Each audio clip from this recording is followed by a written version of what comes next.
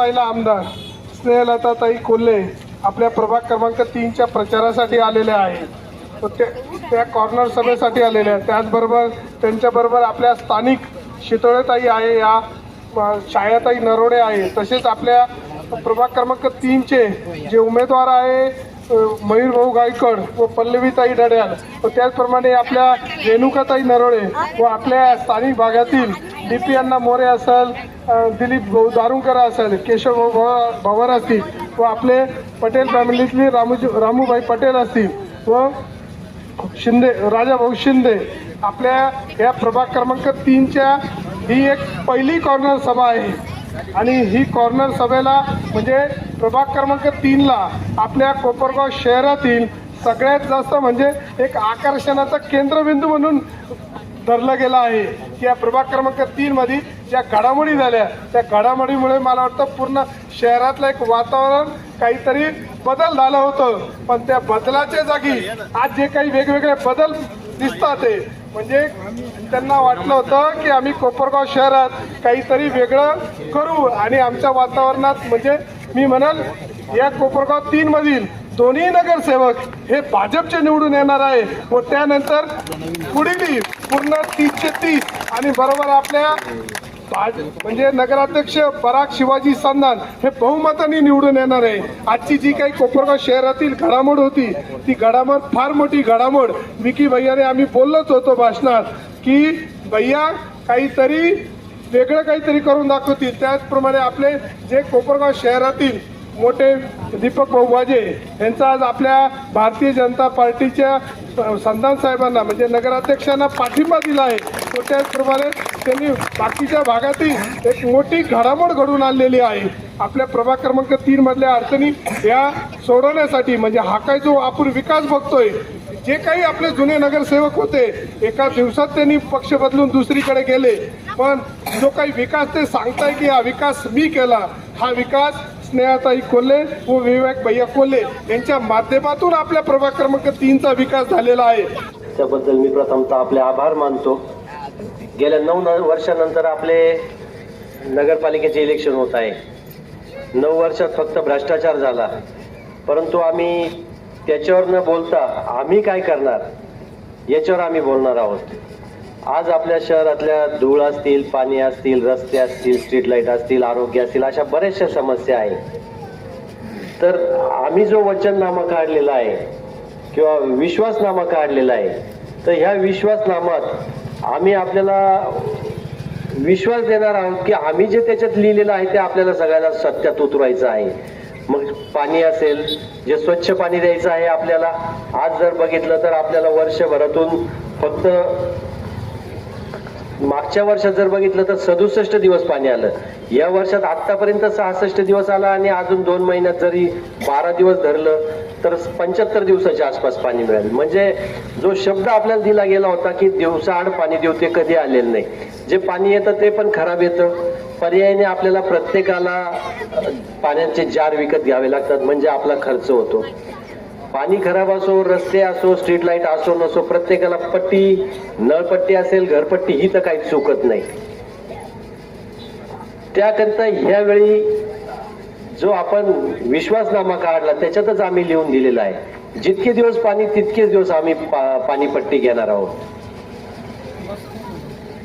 रस्त्यांची कामे ही उच्च दर्जाची झाली पाहिजे. घंटागाडी ही रोज आली पाहिजे, कारण आज घंटागाडी दिवसाड येते, ती पण वेळेवर कधी येत नाही. येते घंटागाडीची घंटा वाजते आणि निघून जाते.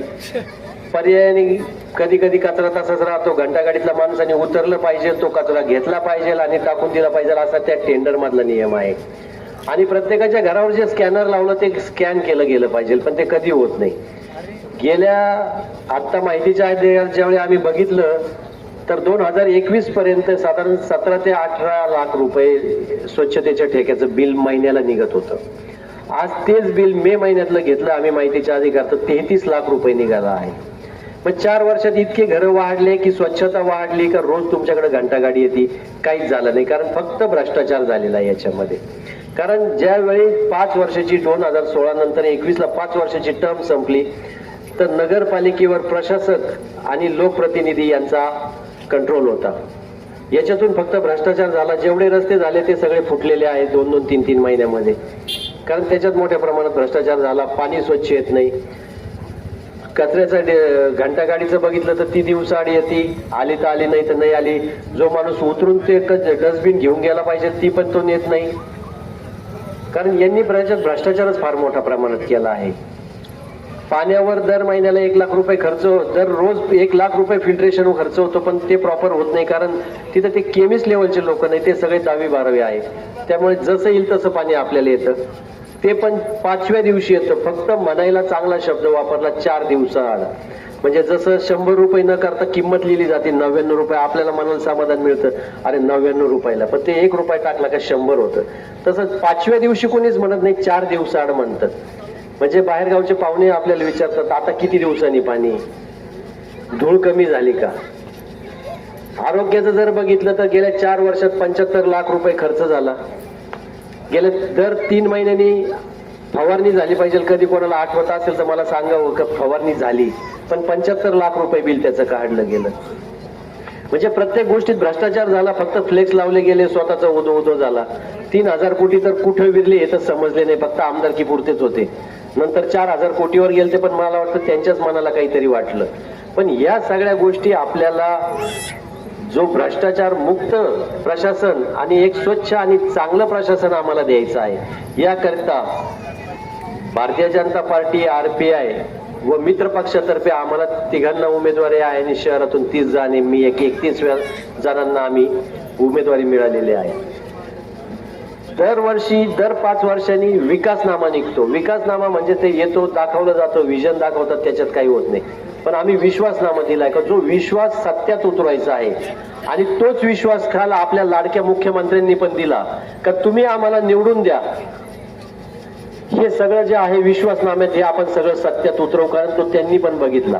हा विश्वासनामा काही घरात बसून 4 जणांनी बंद भिंतीत नाही बनवला. हा सगळ्या आपल्या सगळ्यांच्या प्रत्येकाकडून आम्ही एक मेल ID आणि WhatsApp नंबर दिला होता. त्याच्यावर आपल्या हे मागितलं होतं का बाबा आपल्याला काय पाहिजे, आपल्या भागातल्या सुविधा काय पाहिजे, काय केलं पाहिजे. त्याच्यातून हा विश्वासनामा तयार झाला. मग आम्ही त्याच्यावर गेलो का हा विश्वासनामा ह्या पद्धतीने आपल्याला काम करायचं आहे. आणि हा विश्वासनामा आणि आम्हाला ज्यावेळी उमेदवारी दिली त्याच वेळी पार्लमेंटरी बोर्डाने आमच्याकडून आमचे राजीनामे पण लिहून घेतले. ज्या दिवशी आम्ही चुकू त्या दिवशी आमचे राजीनामे यांनी मंजूर करावे, कारण आम्हाला भ्रष्टाचार करायचा नाही. भ्रष्टाचार मुक्त आम्हाला प्रशासन द्यायचं आहे.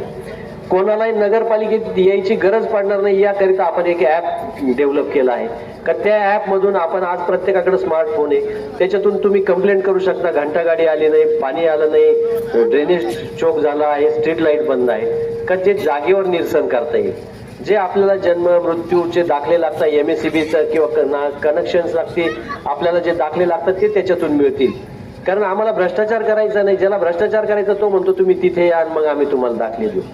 परंतु आम्हाला ह्या सगळ्याच्या बाहेर जाऊन आम्हाला काम करायचं आहे. अध्यक्ष माननीय आढाव काका, आपल्या मार्गदर्शिका पहिल्या महिला आमदार स्नेहलताताई कोल्हे, तसेच आजच्या कार्यक्रमाचे ज्यांच्या कार्यक्रमासाठी आपण सगळे आहोत, तर ते आपले प्रथम संधान साहेब, ज्यांना आपण पहिलं वोट आपण त्यांना देणार आणि नंतर आपल्या प्रभागाचे जे 2 नगरसेवक असतील आपण असे 3 मतं आपण देणार आहोत, याची ग्वाही आपण आज ताईंना देत आहोत. तर मी तर नगरसेवक, मला तर जितकं आता साहेबांनी सांगितलं तो तर त्यांचा वरचा भाग झाला. आपण तर अगदी काय म्हणू, आपण इथले लोक आहोत सामान्य, आपले प्रश्न काय आहेत ते ताईंना कळणं गरजेचं आहे, बरोबर की नाही. आपल्या सगळ्यांना आपल्या हक्काचा माणूस आधी आपल्याला सगळ्यात पाहिजे, की आपलं मत आपल्याला सांगता आलं पाहिजे की आपली अडचण काय आहे, आपल्या नळाला पाणी येत नाहीये, आपली स्वच्छता होत नाहीये, नंतर डास वाढतायत, कुठे पाणी, असंख्य प्रश्न आहेत जे ताई समजू शकता. आपल्याला पण त्याची पूर्ण कल्पना आहे. न सांगताच जसं गार हिंडते आकाशी चित्त तिचे बाळापाशी, त्यांनी आमदारकी केली तरी कोपरगाव त्यांचं चित्त आणि त्यांचं तन मन धन कोपरगावात आहे, तर त्यांनी त्याच्यासाठी अखंडपणे प्रयत्न करत राहिले. आपल्याला सगळ्यांना त्याची कल्पना आहे. आपला प्रभाग तर कोपरगावात 1 नंबर आहे, सगळ्यांना माहिती आहे. कोणत्या विशिष्ट गोष्टीने तो गाजला असेल ती गोष्ट आपण बाजूला ठेवू, पण त्यासाठीचे प्रयत्न, सोबत असणारे माणसं, कमळाचा विकास किंवा कमळाने केलेला विकास आपल्या प्रत्येकाच्या दारोदारी आपल्याला दिसतो आहे. तो नाकारण्यासारखा नाहीये, डोळे बंद करण्यासारखा तर बिलकुल नाहीये. आणि आपला प्रभाग त्यातही सगळ्यात सुशिक्षित प्रभाग आहे. आपल्याला कुणाला सांगण्याची गरज नाही की आपण ताईंना ग्वाही देतो आहे. त्यांनी आपलं मातृत्व स्वीकारलं आहे, तर आपल्याला त्यांचे पुढचे चालणारी जी परंपरा त्यांनी आपल्यावर ठेवली आहे. ताईंनी सुरू केलेली बचत गटाची, जेव्हा ताईंनी सुरू केली असेल, म्हणजे मी जे पुस्तक वाचलं, ज्यातनं मी पण शिक्षिका आहे, आपल्या सगळ्यांना माहिती आहे, त्यात मी जो त्यांचा संघर्ष वाचलेला, अगदी छोटं होतं. रोपटं छोटं असताना ते सांभाळणं खूप कठीण असतं. तुम्ही बघा, आज बचत गट म्हणजे देश पातळीला पोहोचलेला आहे. ताईंना असंख्य पुरस्कार आहेत, पण त्यासाठीचं छोटं रोपटं लावताना सुतळे काकू त्याचं उदाहरण आहे. त्यांना माहिती आहे की त्या भटकण्यासाठीची छोटी गोष्ट आणणं किती कठीण होतं, जे ताईंनी आपल्या महिलांसाठी केलं. मी म्हणणार नाही, घरातली जी स्त्री आहे ती 2 घरात उजेड करते, माहिती आहे आपल्याला. ती पंथी म्हणूनही प्रकाश देते आणि ती गावालाही प्रकाश देऊ शकते. इतकं सुजानत्व आपल्याला त्यांनी दिलं आहे. तालुक्याचं पालकत्व स्वीकारून आमदारताईंनी दिलेलं आहे. म्हणून मी हे तर बिलकुल म्हणणार नाही की आपण त्यांना वचन देऊया. आपण दिलेलंच आहे की ह्या प्रभागातून ताईंचे नगरसेवक आणि नगराध्यक्ष तर ह्याच प्रभागातून जाणार, यात काही शंका नाही. कारण त्यांनी आधी आपल्याला दिलंय, आता आपल्याला त्यांना द्यायची वेळ आलेली आहे. आपल्याला विकास दिलाय. आपल्या प्रभागात कोणतीच अशी गोष्ट नाही आहे, त्यातल्या तुम्ही बघा, रस्ते घ्या, पेवर ब्लॉक्स घ्या, आपल्या असणाऱ्या गटारी, प्रत्येक गोष्ट मी प्रभागावाईज मी बोलते आहे. तर ही गोष्ट आता आपल्याला ताईंना विश्वासाने दाखवून देण्याची वेळ आलेली आहे. 2 तारखेला मी सर्वांच्याच वतीने अनुमोदन करते ताई की आम्ही संबंध महिला तरी त्या आहोत, पण प्रत्येक जणीने आमच्या प्रभागात तर प्रचाराची गरजच नाही, पण जेवढे प्रभाग आमच्याशी रिलेटेड असतील तर 3ही कमळ फुलवण्याची जबाबदारी आपल्या सगळ्यांची आहे. आपल्याला दिलेले उमेदवार सुद्धा सुशिक्षित उमेदवार आहेत. पल्लवीताई दडियाल ह्या IT इंजिनियर आहेत. मयूर भाऊ एक चांगले व्यावसायिक आहेत. म्हणजे आपल्याला दिलेल्या नगरसेवकांवरती आपण विश्वास ठेवू शकतो, असे नगरसेवक आपल्याला दिले आहेत, त्यात काहीही शंका नाही. तर मी सगळ्यांना पुन्हा विनंती करेल ताईंच्या वतीने की 2 तारखेला डोळे बंद करून, उघडे ठेवून, काहीही करून, पण आपल्याला कमळ फुलवायचं आहे, ह्याचे मात्र सर्वांनी लक्ष ठेवायचं आहे. धन्यवाद. कुटुंबाने नेहमीच या प्रभागामध्ये लक्ष दिलेलं आहे. जी काही कामं झालेली आहे ती निश्चितच कोल्हे साहेब असतील, बिपिन दादा असतील, त्यानंतर आदरणीय ताई असतील, यांनीच तो निधी दिलेला आहे आणि त्यामुळे ह्या वार्डमध्ये कामं झालेली आहे. पण त्यासाठी आता लोक स्वतःचं बिल्ले लावताय, स्वतःचं त्याला शिक्का लावताय आणि पुढं चाललंय. मी एवढं एक सांगतो की मी औद्योगिक वसाहतमध्ये उपाध्यक्ष म्हणून मी काम करतोय. आमचे अध्यक्ष आदरणीय विवेक भैया कोल्हे साहेब आहेत. त्यांचं व्हिजन, त्यांचं दूरदृष्टिकोन हा कोपरगाव औद्योगिक वसाहतमधनं आम्ही बघतोय की आज त्यांनी जवळजवळ 14 कोटीचे रस्ते कोपरगाव औद्योगिक वसाहतमध्ये पूर्ण केलेले आहे. आमच्या सर्व गटारा तिथं झालेल्या आहे. जर आपण कोणी कोपरगाव औद्योगिक वसाहत आज येऊन जर बघितली तर बरेचसे म्हणताय कोपरगाव सारख्या ठिकाणी एवढी स्वच्छ आणि एवढी चांगली औद्योगिक वसाहत कशी आहे. 300 युनिट आहे, त्यातले 200 युनिट आज तिथं चालू आहे. आणि हे सगळं आदरणीय कोल्हे साहेब असतील आणि त्यानंतर आता भैयांच्या मार्गदर्शनाखाली हे चालू आहे. आणि मग त्याच माध्यमातून आपल्याला एवढंच सांगायचं आहे, त्यांनी जो विश्वासनामा आपल्या पुढं सादर केलेला आहे, निश्चितच भैया साहेबांनी खूप बारीक अभ्यास त्याच्यावरती केलेला आहे आणि कोपरगावचं एक व्हिजन घेऊन ते चाललेले आहेत.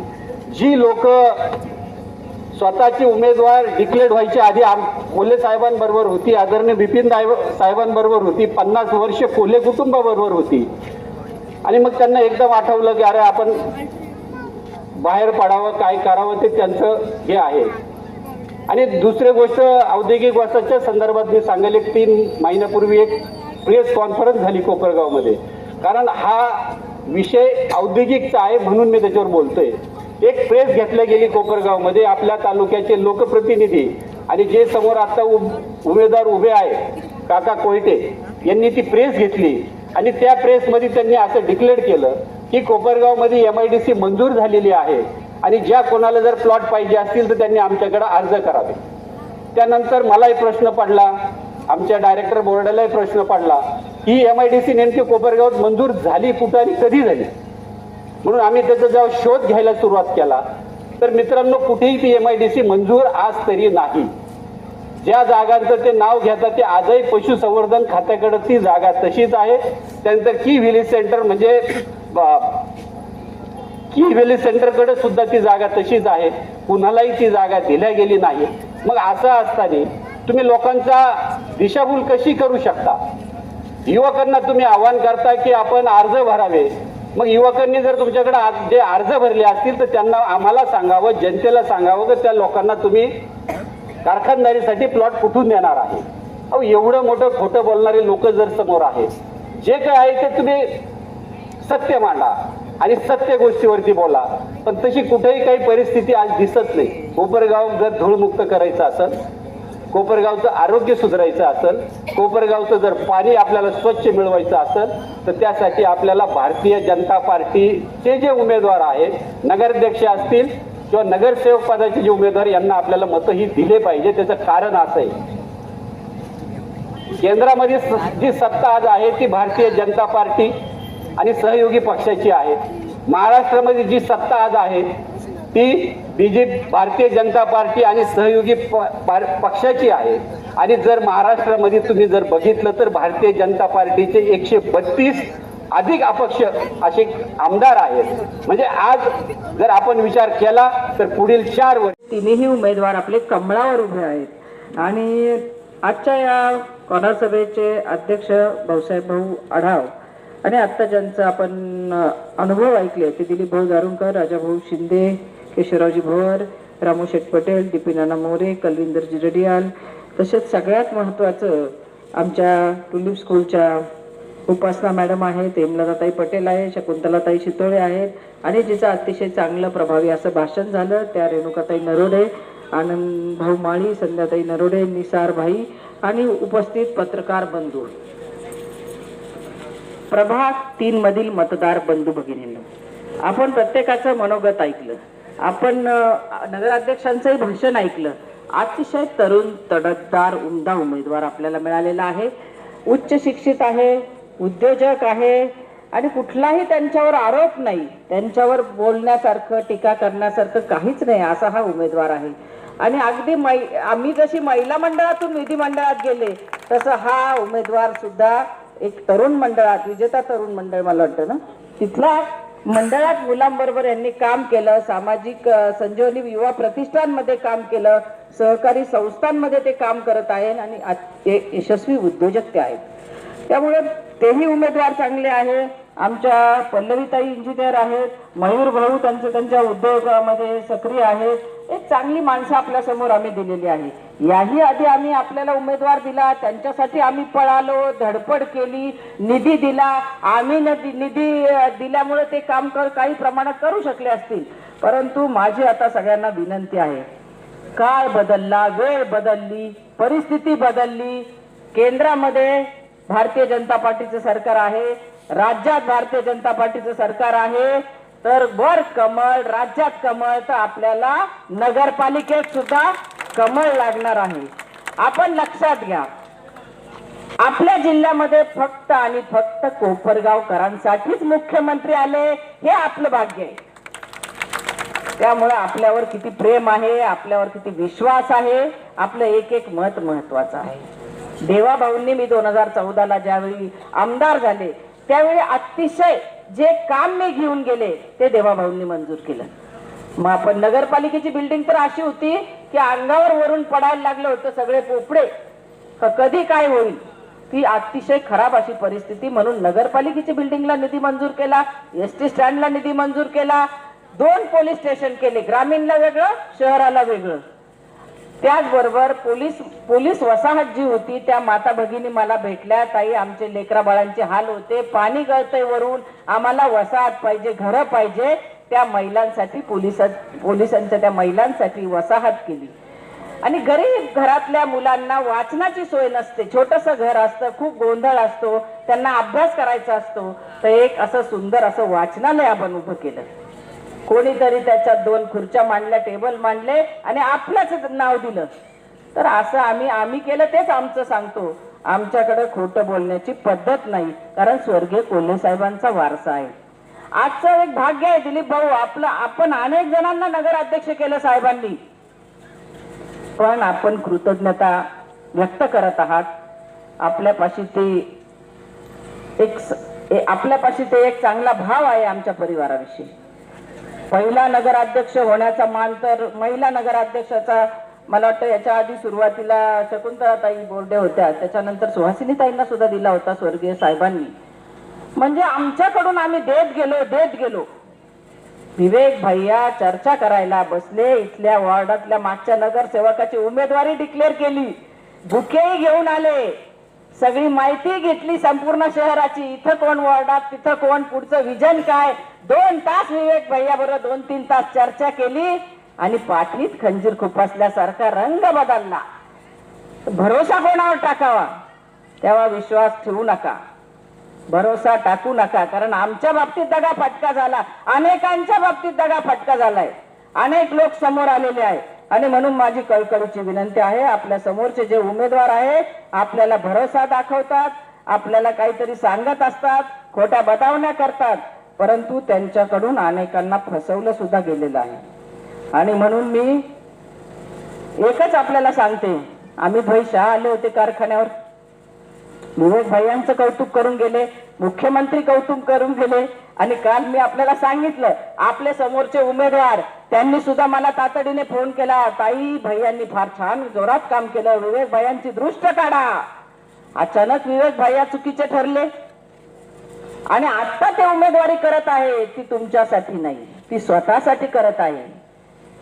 मला अजितदादा काहीतरी मोठं पद देणार आहे म्हणून मला नगराध्यक्षाला उभं राहायचं आहे, म्हणजे ते कोणाचेच झाले नाही, ते स्वर्गीय कोल्हे साहेबांचे होऊ शकले नाही, ते विखे पाटलांना टांग मारून गेले, ते काळे साहेबांचे सुद्धा होऊ शकणार नाही, ते फक्त स्वतःचे आहे. ते तुमच्या कधी होणार, ते फक्त स्वतःचे उमेदवार आहेत आणि म्हणून स्वतःसाठी स्वतःच्या स्वार्थासाठी त्यांनी उमेदवारी केलेली आहे.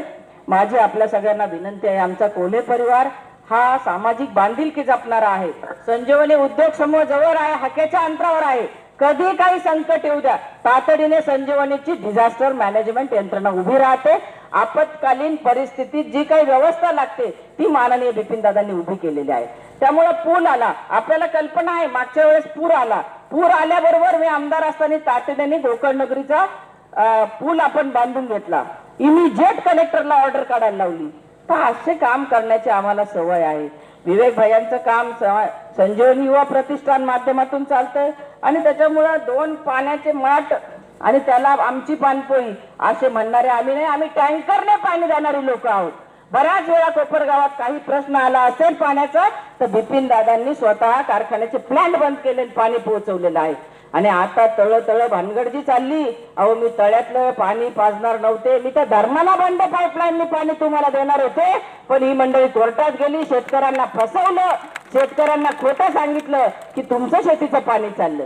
खरं तर संगमनेर शहरात शुद्ध पाणी येतं त्या निवडण्यातून बंद पाईपलाईनचं, ते रिझर्वेशनचं कोट्यातलंच पाणी आपण शहराला देत होतो. कारण मी एक महिला आहे, या बाई माणसाला पाण्याचं किती गरज पडते घरकाम करताना याची मला जाणीव आहे. माझं एक स्वप्न राहून गेलं, ते मला शुद्ध बंद पाईपलाईनचं पाणी आपल्यापर्यंत पोहोचवायचं होतं. त्याचबरोबर रोजगार निर्मिती, आज प्रत्येकाला हाताला काम पाहिजे हो, आपल्याला फुकट काही नको, आपल्याला हाताला काम पाहिजे. परंतु संजीवनी उद्योग समूहाच्या माध्यमातून माननीय बिपिनदादांनी तिथं कॉल सेंटर उभं केलं, तिथं 1000 मुलं काम करत आहे. संजीवनी उद्योग समूह इंजिनिअरिंग कॉलेजमध्ये तर खूप जणांना नोकऱ्या आहेत, परंतु गारमेंट क्लस्टर सुरू केलं. गारमेंट क्लस्टर मध्ये जवळजवळ 200 महिला शिवणकामाचं काम करत आहे. म्हणजे कोण तुम्ही कुठे सांगतायत आम्हाला 4 मशीनच्या गोष्टी, आमच्याकडे येऊन बघा तुम्ही गारमेंट क्लस्टर. त्यामुळे हे सगळं काम आम्ही का करतोय. शीतलताई माझ्या शेजारी बसल्या, अहो बचत गटातलं काम करणारी मी, आज तरी माईक आहे माझ्या हातामध्ये. तेव्हा आम्ही झाडाखाली बसून ताई बैठका घेतल्या, आपण देवळात बसून आम्ही बैठका घेतल्या, एखाद्या अंगणवाडीच्या पडवीत आम्ही बैठका घेतल्या, कुठेही कधी टेबलही नाही, खुर्ची नाही. बचत गट चळवळ सुरू केली आणि त्याच्यातून अनेक महिनी पायावर उभ्या राहिल्या. शितोळेताई आमच्या बरोबर होत्या, त्यांचं इथं समोर हे सखी कलेक्शन दिसतंय, हे उत्तम उदाहरण आहे की आता तरी महिलांचे खाते उघडले मोदीजींच्यामुळे, पण आम्ही 20-25 वर्षापूर्वीच माता भगिनींचे बँकेत खाते ओपन केले. लाखोचा कारभार करत आहेत त्या. आणि माझा प्रत्येक वाढदिवस हा बचत गटाच्या कर्ज वितरणाने होतो. 2-2 कोटीचं महिलांना आम्ही कर्ज वितरण करतो. त्याच्यासाठी एक वेगळी यंत्रणा आहे. दवाखान्यात लोकांना इमिजिएट काही प्रश्न आला तर आमच्याकडे 1-2 व्यक्तींची नेमणूक केली. पटकन एखाद्या हॉस्पिटलला फोन करणं, मग नाशिक असेल, नगर असेल, पुणे असेल, मुंबई असेल, शिर्डी असेल, बेड उपलब्ध करून देणं, ब्लड उपलब्ध करून देणं. मुख्यमंत्री सहाय्यता निधीमधून काही आजारांना जी मदत मिळते ती 2-2 लाखापर्यंत आपण मदत मिळवून देतो. फिरता दवाखाना आपला आहे. फिरत्या दवाखान्याचे डॉक्टर हे सुद्धा माझ्या महिला बचत गटातल्या महिलेचा मुलगा आहे. हे लक्षात घ्या. त्या माता माऊलीने मुलाला डॉक्टर केलं. अहो, हे इतकं छोट्या गोष्टीतून आम्ही त्याचं वटवृक्षात रूपांतर केलं आणि करोडो रुपये या कोपरगाव बाजारपेठेत त्या निमित्ताने येतात. अहो, किती मुलं संजीवनी एज्युकेशन मध्ये शिकतायत. ग्रामीण भागातल्या आमच्या शेतकऱ्याच्या मुली 15-15, 20-20 लाखाचं पॅकेज त्यांना मिळायला लागलं. त्यांच्या आयुष्यात खूप मोठा बदल झाला. आणि म्हणून ना आता तर आम्ही भैया तर लंडन आणि अमेरिकेत गेट टुगेदर करायला लागले. आपली मुलं परदेशात, मुली परदेशात. एवढा मोठा हा शिक्षणाने झालेला क्रांतिकारी बदल या संजीवनी उद्योग समूहामुळे झालेला आहे. आणि त्याच्यामुळं माझी विनंती आहे आपल्याला, आमचे जे उमेदवार आहे पराग भाऊ, ते स्वतः इथं संकट आलं की धावून येतात कोपरगाव शहरामध्ये, पटकन संजीवनीला हाक देऊ शकतात. आणि म्हणून आपण एक आपल्यासाठी धावणारा, धडपडणारा तरुणाची निवड करणं गरजेचं आहे.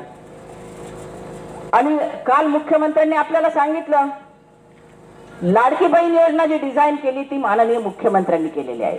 त्यांनी आपल्याला विश्वास दिला की जोपर्यंत देवाभाऊ मुख्यमंत्री आहे, लाडक्या बहिणीच्या निधीला काहीही होणार नाही, तो दिलाच जाईल, हा विश्वास आहे. आणि मी एक महिला आमदार म्हणून काम करताना त्यांनी जे जे शब्द विश्वासाने दिले ते मला त्यांनी मी पूर्ण केलेले आहे. आपल्याकडे आता इथे सांगितलं, तळ्याचं पाणी, खराब पाणी येत आहे, तेही उशिरा येत आहे. ते फिल्टर प्लॅनच्या इमारतीपासूनचा निधी आम्ही आणलाय. हो, हे कुठं होते त्यावेळी? आणि मी तर धरणालाच पाईपलाईन काढायला निघाले होते. इतकं स्वच्छ पाणी देण्याचा माझा मानस होता. खरं तर कट कारस्थानाने 500-600 मतांनी मला थांबावं लागलं. देवा भाऊ काल खंत व्यक्त करत होते, एक मत किती महत्वाचं आहे. मलाही 500-600 मतांनी थांबावं लागलं आणि नगराध्यक्षाच्या उमेदवारालाही थांबावं लागलं. तसं आता चूक होता कामा नये असं स्वतः मुख्यमंत्र्यांनी आपल्याला सांगितलेलं आहे. आणि म्हणून आमचा परिवार हा सतत सामान्य माणसासाठी झटणारा आहे. 3 ॲम्ब्युलन्स आपल्या फिरत्या दवाखान्याच्या आहेत. त्याचबरोबर सामाजिक उपक्रम सातत्याने चालू असतात. आणि म्हणून माझी आपल्या सगळ्यांना विनंती आहे की आपलं एक मत महत्वाचं आहे, तरच खऱ्या अर्थाने आपल्याला निधी उपलब्ध होणार आहे. कोणाच्याही भूलथापाला बळी पडू नका. कमळ बघून आपण बटन दाबा. वरचा उमेदवार, 2 खालचे उमेदवार हे सगळे आपल्यासाठी हक्काचे उमेदवार असणार आहे. आणि तुम्ही महिला भगिनी माझ्याकडे कधी हक्काने येऊ शकता, कधी माझ्याकडे भांडू शकता, मांडू शकता, काहीच अडचण नाही. तरुण मुलं कधी भैयाकडे जाऊ शकता, हक्काने 4 गोष्टी भैयाला, विवेक भैयांना सांगू शकता. आणि त्याच्यामुळे आपण सगळ्यांनी आमच्या परिवारावर विश्वास ठेवून जास्तीत जास्त मताधिक्य आपल्या प्रभागातून आमच्या नगराध्यक्ष उमेदवाराला आणि आमच्या या नगरसेवकांना आपण द्यावं. दोन्ही उमेदवारांना जास्तीत जास्त मताधिक्य निवडून द्यावं अशी माझी कळकळीची विनंती आहे. विचार करा, मुख्यमंत्री फक्त कोपरगावसाठी आले. आपणही त्यांचा शब्द पाळला पाहिजे, आपणही त्यांच्या शब्दाला मान दिला पाहिजे, तर आपली काहीतरी आमची तिथं काहीतरी किंमत राहील. 4 गोष्टीचा निधी मागायला आम्हाला हक्क राहील. आणि म्हणून वेगवेगळे लोक येतील, वेगवेगळ्या गोष्टी सांगतील, पण विश्वास ठेवा. इथं मला दिसत आहेत आमचे कॉलेजचे सर आहेत एक बसलेले, त्यांना विचारा. सायन्सची एक त्यांना हे पाहिजे होती, एक क्लास वाढवायचा होता, एक तुकडी वाढवायची होती. धावत पळत सरांकडे गेले, गाडे सरांना विचारा. आणि तातडीने नगरपालिकेतले सीओ त्यांना अडवत होते. त्यांना तातडीने सांगितलं, सीओ साहेब आमच्या ग्रामीण भागातला मुलगा इथं शिकतोय, मंत्रालयातून फोन येतोय, शेवटचा टाइम येतो, 1 तासभर राहिलाय, आपण इथं कागदपत्र पूर्ण करून द्या. आणि तातडीने SSGM ला त्यावेळी या सायन्सची एक वर्ग सुरू करण्यात आला, तुकडी सुरू करण्यात आली. आणि म्हणून आमच्या परिवारावर विश्वास ठेवा. कोण काय म्हणतं, कोण काय मांडतं, त्यांनी दगा फटका केला, दगा फटका करणाऱ्याला देव सुद्धा माफ करणारे नाही, एक लक्षात घ्या. कारण आमची कळकळ आहे. मी कोरोनातून वाचले. मी त्याच वेळी सांगितलं की माझं राहिलेलं आयुष्य मी समाजासाठी, गोरगरीब सामान्य माणसाच्या कल्याणाला लावणार आहे. विवेक भैया त्यांनी स्वतः कोरोना काळामध्ये सेंटर सुरू केलं आणि सगळ्या लोकांना स्वतः उभं राहून तिथं व्यवस्था केली. तर आम्ही खूप मोठ्या कामात आम्ही जीव ओतून जीव झोकून काम करतो. ज्यावेळी विवेक भैया कोरोना सेंटरचं काम बघत होते त्यावेळी माझी सुनबाई प्रेग्नंट होती. मला एक प्रकारची धडधड होत होती की काय होईल, कसं होईल. हा रोज कोरोनाच्या सेंटरला जातो, तिथल्या कोरोना पेशंटला भेटून येतो, पण मी त्याला अडवू शकले नाही कारण त्याचं काम, पुण्याचं काम तो करत होता. चांगल्या कामाचं फळ कायम चांगलं मिळतं.